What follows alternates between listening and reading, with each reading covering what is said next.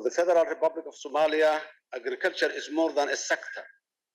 It is the lifeblood of our society, our culture, our survival.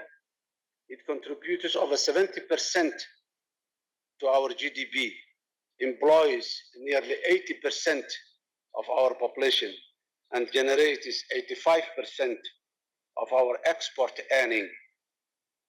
Despite enduring over 3 decades of socio-economic upheaval, environmental shocks, Somalia's farmers, pastoralists, and fisher communities have demonstrated extraordinary resilience and fortitude in feeding the nation. Livestock is not only a major pillar of our agricultural economy, but also a critical driver of food security, demonstrating the strong link between crop production, animal husbandry, and the resilience of our rural livelihoods. Today, Somalia is charting a new course through the National Transformation Plan. We have identified agriculture as the engine of inclusive economic growth, social cohesion, national recovery. The National Transformation Plan that prioritizes private sector-led growth, public-private partnership, and comprehensive value chain reform.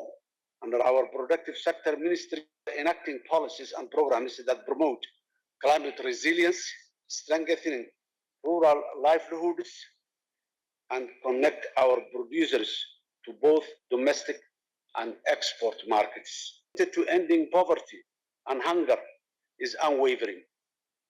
In a country where nearly half of the population lives in rural areas and over 4 million people face acute food insecurity, transforming agriculture is not a choice, but it is a moral obligation and a national necessity.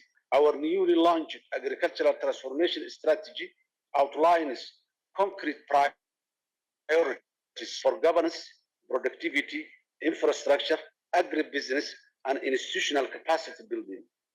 We believe agriculture must not only feed our people, it must create jobs, foster peace, and prepare Somalia for the future. Excellencies, ladies and gentlemen, our journey is anchored in global solidarity and regional integration.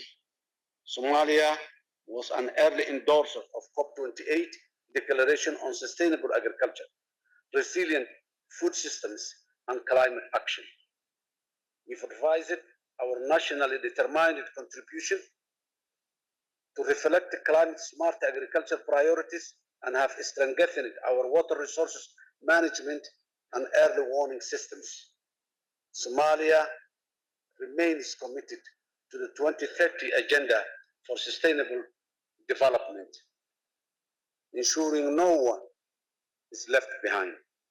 We are in the process of actively implementing flagships policies such as the Environmental Management Bill, the Great Green Wall Initiative, and the Green Somalia campaign, which advances ecosystem restoration and landscape resilience. These global frameworks are being localized and operationalized through national task forces dedicated to climate adaptation, sustainable food systems, and rural development all over Somalia. At the regional level, Somalia is enforcing its commitment under the Kampala Declaration of CAADP and the African Climate Summit outcomes. Our accession to the East Africa Community and our observer status at COMESA and CFTA reflect Somalia's clear intent to harmonize agricultural policies, expand intra-African trade, and become an active actor in regional food systems. Institutionally, Somalia is reclaiming its place in the global community with the successful completion of the HEBIC debt relief process. We have regained fiscal space and international credibility to attract long-term investment. My administration remains firmly committed to rebuilding state institutions, decentralizing services, and entrenching inclusive governance. While our progress is real, our challenges remain formidable. Insecurity persists. Climate shocks continue to test our resilience. Like many nations emerging from fragility, we therefore call for strengthened international solidarity and equitable access to climate financing, innovation, and technical assistance. Somalia stands ready to partner with the development banks, UN agencies, private investors, and regional institutions to accelerate transformative action in food systems. In particular, we welcome collaboration around digital agriculture, agro-logistics, climate adaptation, and cross-border trade corridors that will unlock new pathways for our farmers and agribusiness. Food systems transformation is not a theoretical ambition. It is a question of justice, of survival, and sovereignty. Cultural transformation nationwide, every investment in rural livelihoods is an investment in lasting peace, inclusive growth, and national dignity. Let us seize this moment to move from promises to tangible progress.